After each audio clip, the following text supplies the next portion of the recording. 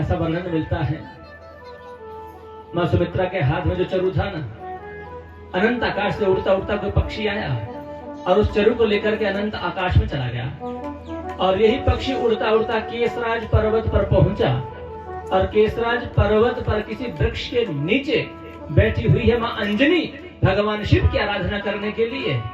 और जैसे पक्षी उस वृक्ष पर बैठा, इसने कुछ बोलना चाहा, मुंह में जो चरु रखा था वो चरु एकदम नीचे छूट गया और नीचे बैठी थी मां अंजनी उनके हाथ में आ गया और भगवान शंकर का प्रसाद समझ करके ग्रहण कर लिया।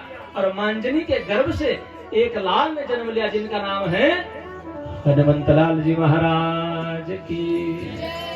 और ध्यान देना, ये हनुमंतलाल जो है ना, तीन पिता का पुत्र है।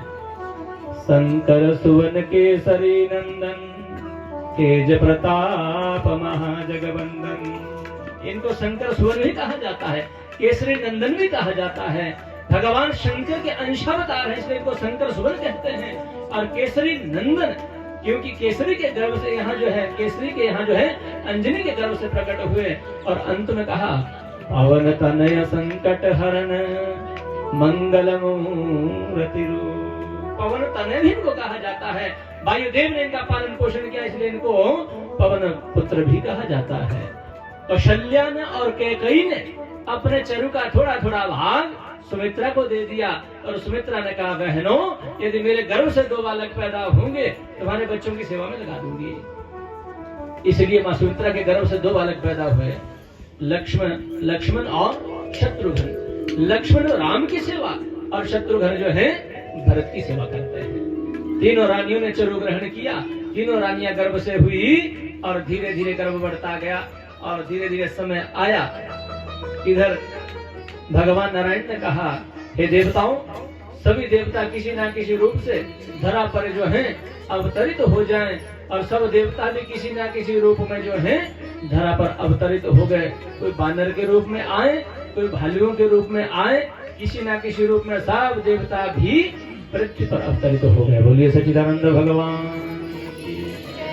और धीरे धीरे आया चैत्र का महीना, नवमी तिथि मधुमास पुनीता, शुक्ल पक्ष अभिजित अरुषिता। दंडक वन में जितनी लंबी लंबी दाढ़ी वाले बाबा है ना, कई वर्षों से जो भगवान का तपश्चर्या कर रहे हैं, तप कर रहे हैं, सबकी समाधि टूटी और सब के सब महात्मा लोग भी जो हैं आज अवध की ओर भाग रहे हैं। और इधर धीरे धीरे आज अवध में बड़ी भारी भीड़ छाई हुई है, लाखों की भीड़ लगी हुई है, द्वार बंद है। और इधर चैत्र मास में नदी में कभी भी बाढ़ नहीं आती है और भगवान के प्राकट्य पर जो है सरयू में बाढ़ आ गई। और सरयू का जल स्तर भी धीरे धीरे राजा दशरथ के महल के द्वार की ओर बढ़ता जा रहा है। और इधर जैसे ही भगवान महल में प्रकट है, नवमी तिथि मधुमास पुनीता, चैत्र मास शुक्ल पक्ष नवमी तिथि अभिजित मुहूर्त और दिन के ठीक 12 बजे रामचंद्र भगवान की महल में भगवान प्रकट है। चतुर्भुज लेकर के भगवान कौशल्या से कहते हैं मां, जब तुमने मुझे प्रश्न और शतपा के रूप में जहाँ प्रश्न कर बन करके आया, कौशल्या और दशरथ के रूप में जब तुमने मुझे पुत्र रूप में चाहा, मैं आपके घर जो है फिर पुत्र बन करके आ गया। माँ ने कहा बेटा, अरे प्रभु हमने तो पुत्र रूप में चाहा है, आप तो 4 भुजाएं लेकर के आ गए। माँ मैं तो जहाँ भी जाता हूँ ऐसे चला जाता हूँ ना बेटा। जब कोई पुत्र जन्म लेता है, जब कोई बच्चा जन्म लेता है, 4 भुजाएं लेकर के नहीं आता है, 2 भुजाएं लेकर के आता है। 2 भुजाएं कम कर दीजिए। माँ ने कहा तो भगवान ने 2 भुजाएं कम कर दी। माँ अब तो द्वार खोलो, बाहर लाखों की भीड़ है, दर्शन करना चाहते हैं। माँ कौशल्या ने कहा ना प्रभु, जब कोई बच्चा जन्म लेता है 20 फुट का बन करके नहीं आता है, छोटा बनना पड़ता है, छोटे बन जाइए। माँ तुम तो बहुत दुखी करती हो, पहले 2 भुजाएं कम कर दी, अब भगवान छोटे भी बन गए। भगवान कहते अब तो द्वार खोलो, सब दर्शन करना चाहते हैं। माँ कहती ना, ऐसे थोड़े ही ना होता। जब कोई बच्चा जन्म लेता है पीताम्बरी पहन करके नहीं आता है, नंगा ही आता है। अरे माँ तुम तो बहुत दुखी करती हो। माँ ने कहा भगवान नंगे भी हो गए। बोलिए सच्चिदानंद भगवान की। भक्ति में बड़ी शक्ति है। भक्त जैसे भगवान को बनाना चाहे, भगवान को बनना पड़ता है। नंगे भी हो गए, अब तो द्वार खोलो, सब दर्शन करना चाहते हैं। मां ने कहा ऐसे थोड़े ना दर्शन होता है। जब कोई बच्चा जन्म लेता है, हंसता हुआ नहीं आता है, रोता हुआ आता है। पहले रो के सुनाओ ना।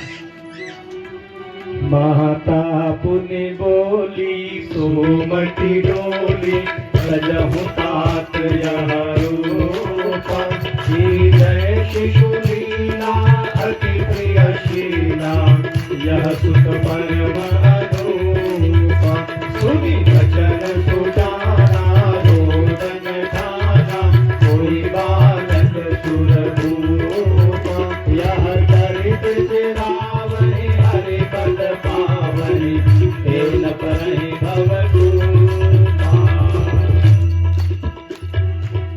और रो करके भी सुनाना होगा। माँ कहती बहुत, भगवान कहते माँ बहुत दुखी करती हो।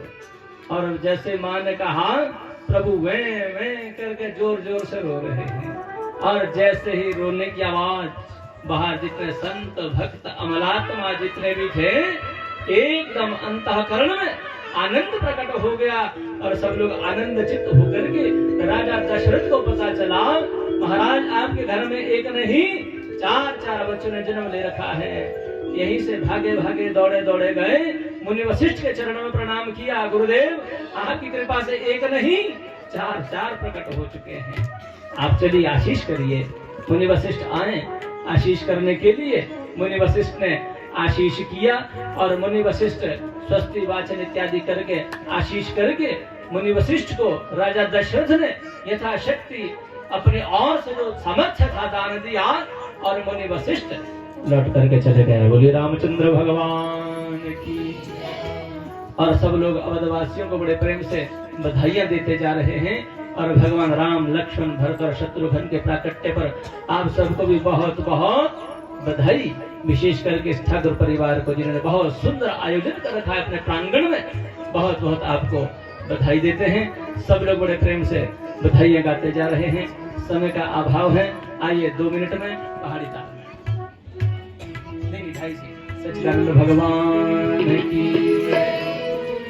राम दशरथ के गर्जन में घराना हो तो ऐसा हो। राम दशरथ के गर्जन में घराना हो तो ऐसा हो।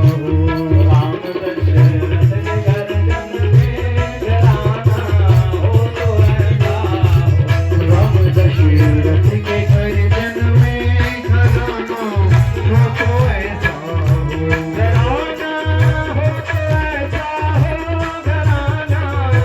तो ऐसा हो। घराना